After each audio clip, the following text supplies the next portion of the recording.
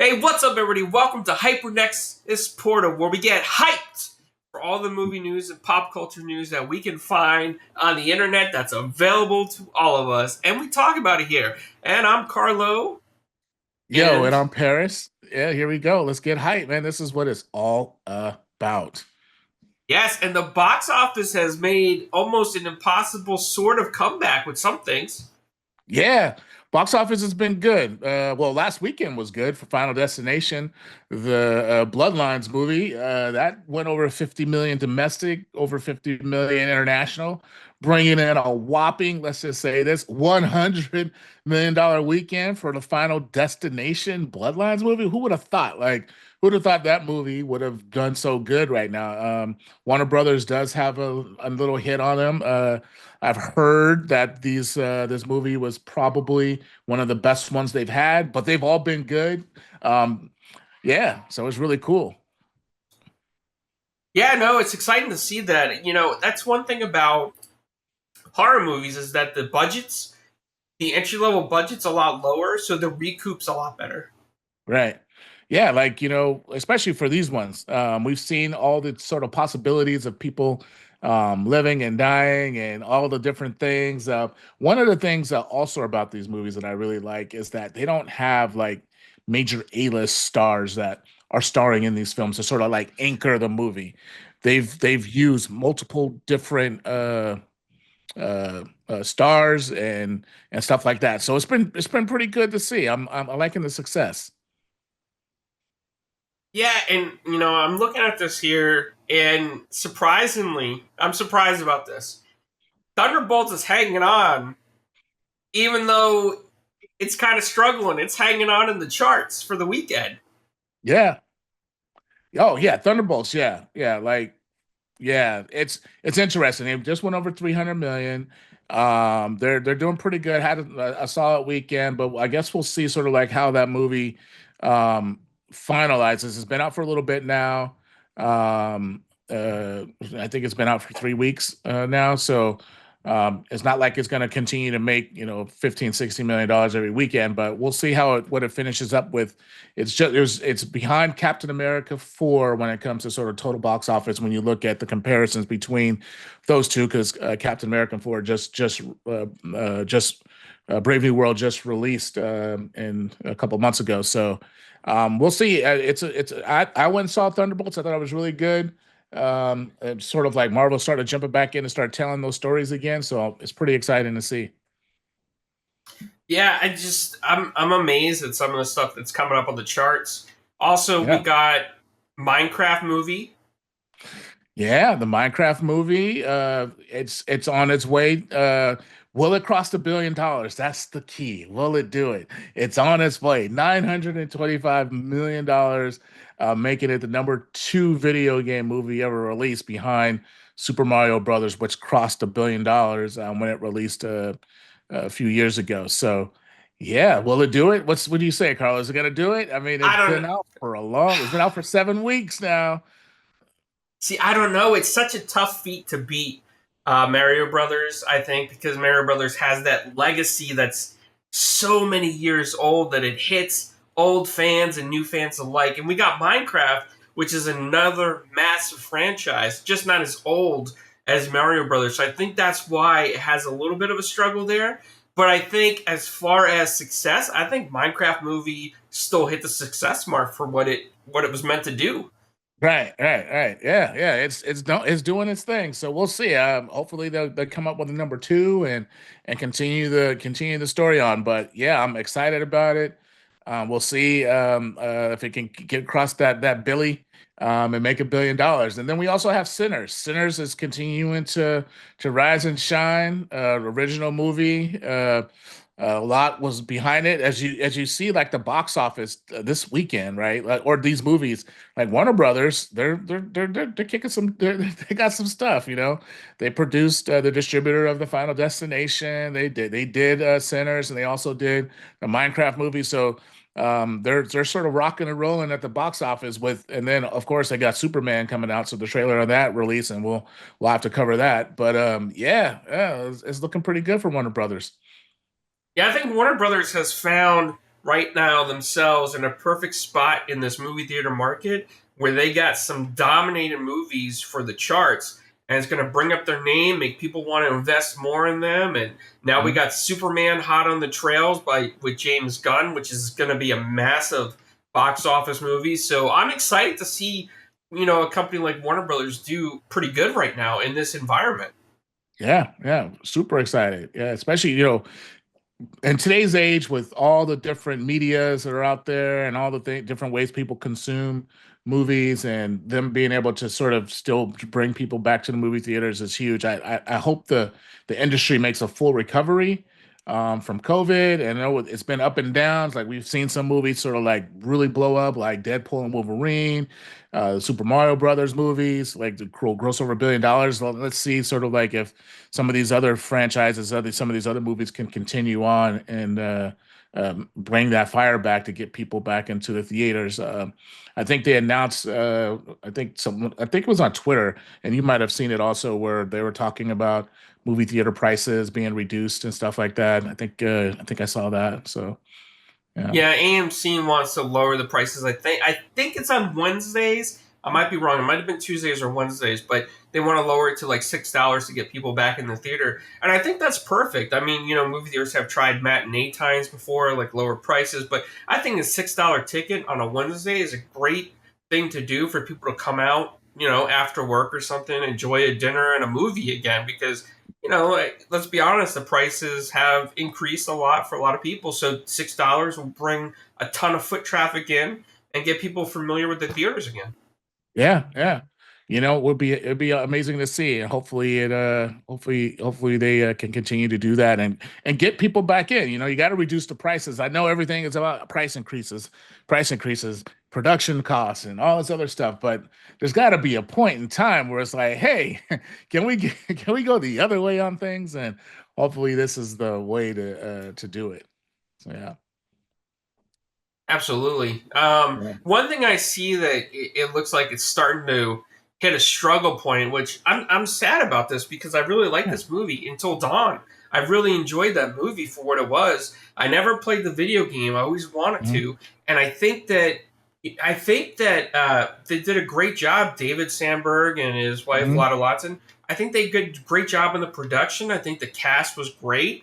They had Michael Cimino. They had Ella mhm, Rubin mhm. and Odessa Zion, and they had pretty much an all-star cast for this generation.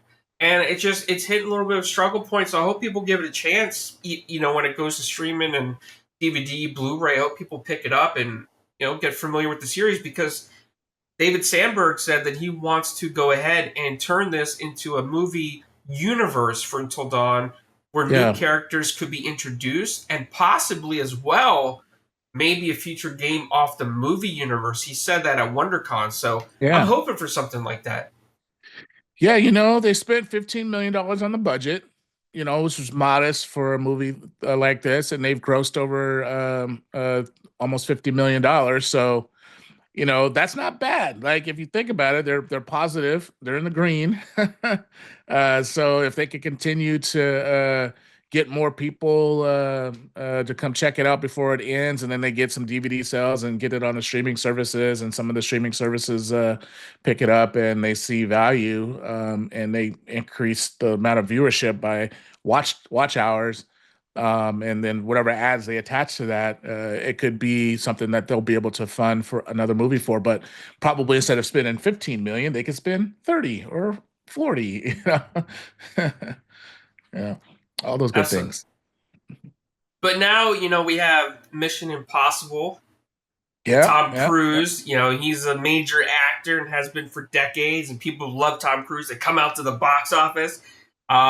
Stephen O. Young, the guy who plays Mr. Negative in Insomniac Spider-Man, he is actually in it as well. He was at the Hmm. red carpet premieres. So uh, I got the box office numbers up here for the franchise, and I mean, this franchise is phenomenal, Paris. Like, it does so well. And the fact that I learned recently that Tom Cruise finances a lot of this as well, Yeah, it's mind blowing to me that he puts a lot of people in jobs with this movie and he keeps it going and fans love it.